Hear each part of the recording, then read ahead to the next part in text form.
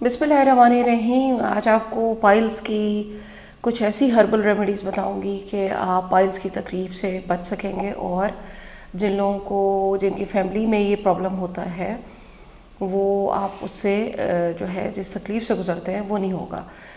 इसकी बड़ी ही आसान हर्बल रेमेडीज़ हैं, हमारे किचन में मौजूद होती हैं, हम आराम से ख़रीद सकते हैं, सस्ती होती हैं। आपको कोई ज़रूरत नहीं ऑपरेशन करवाने की, चाहे खूनी है बवासीर या बादी बवासीर है, तमाम बवासीर में ये आपके लिए फ़ायदेमंद होगी। आपको ये बताती चलूँ कि बवासीर होती क्या है। बवासीर असल में हमारा जो बड़ी आंत का लास्ट पोर्शन होता है, एनस का जो पोर्शन होता है, वहाँ पे वेन्स जो हैं उसमें स्वेलिंग हो जाती है और उस स्वेलिंग की वजह से और फिर जब साथ में कॉन्स्टिपेशन भी होती है तो ये आंत का कुछ हिस्सा जो है वो बाहर आ जाता है कुछ लोगों का, और वो छोटे छोटे मसों की शक्ल में बिल्कुल अंगूर के गुच्छों की तरह।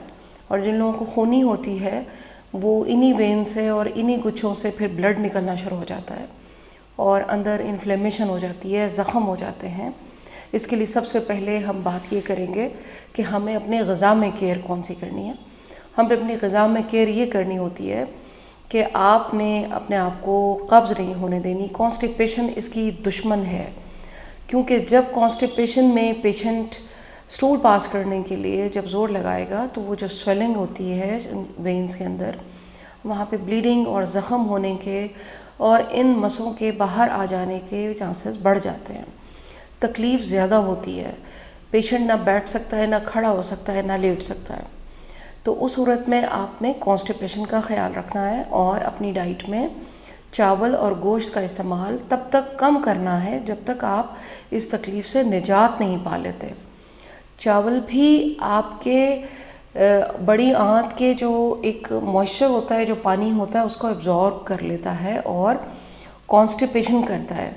इसी तरह जो लोग गोश्त बहुत ज़्यादा खाते हैं उनको भी अगर डेली स्टूल्स पास नहीं होता तो फिर कॉन्स्टिपेशन हो जाती है और कब्ज़ आपने इसमें होने नहीं देनी। इसके लिए सबसे पहली रेमेडी आपको बताऊंगी जो आपको करनी है और हर हाल में करनी है। आपने 2 इंजीर लेने हैं और इंजीर आपने रात को 1 कप पानी में भिगो देने हैं और सुबह उठकर आपने निहार मुँह, वो मुनक्का की तरह बिल्कुल फूल जाते हैं, आपने पानी से निकाल कर निहार मुँह उन दोनों इंजीर को खा लेना है। उसके बाद आपने नाश्ता जो भी आपने करना है, आधे घंटे बाद 20 मिनट बाद आप अपना नाश्ता कर लें। इसके अलावा एक और आपको रेमेडी इसकी बताऊंगी, आपने बना कर रख लें और इसको आप रूटीन में इस्तेमाल करेंगे। आप देखेंगे कि आपकी ये जो शरियानों के अंदर स्वेलिंग हुई है ये भी आहिस्ता आहिस्ता कम होनी शुरू हो जाएगी, ज़ख़म भी कम हो जाएंगे और जो आपको बर्निंग और ब्लीडिंग होती है वो भी कम हो जाएगी। और ये वो चीज़ें हैं जो हमारे किचन में मौजूद होती हैं और हमें इनकी मेडिसिनल वैल्यू, इनकी अफादियत नहीं पता होती है। ये चीज़ें हैं जनाब बादाम, काली मिर्च, हल्दी और गुड़, और इसके अंदर हमने ऐड करना है कोकोनट ऑयल। ये तमाम की तमाम चीज़ें आपकी पाइल्स के लिए नहायत ही फ़ायदेमंद हैं। ऑयल्स में कोकोनट ऑयल बवासीर के पेशेंट के लिए बहुत ही सूदिंग है, ठंडक देगा, आंतों के अंदर जो स्वेलिंग हुई है, जो ज़ख़म हुए हैं उनको हील अप करेगा। इसके लिए करना क्या है, इसको बनाना कैसे है, वीडियो के एंड में बताती हूँ आपको।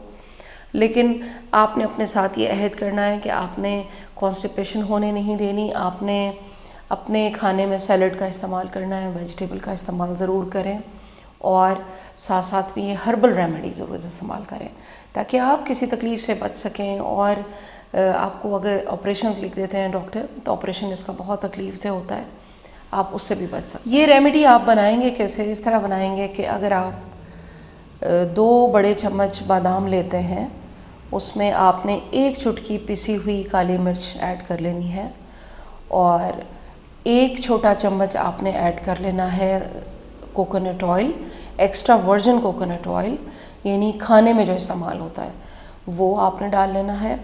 और 1 भर के टीस्पून छोटी चम्मच हल्दी, बादाम, काली मिर्च, हल्दी और कोकोनट ऑयल और थोड़ा सा गुड़ उसके अंदर ऐड कर लें और ताकि टेस्ट आ जाए। और आपने उसको मिक्स कर लेने के बाद छोटी छोटी टैबलेट बना लें और टैबलेट बनाने के बाद आप उसको ड्राई कर लें ट्रे में, और ये टैबलेट्स आप अपने फ्रिज में रख लें। आपने डेली अपने खाने के साथ या वैसे ही चबाकर रोज़ाना आपने इसको इस्तेमाल करना है।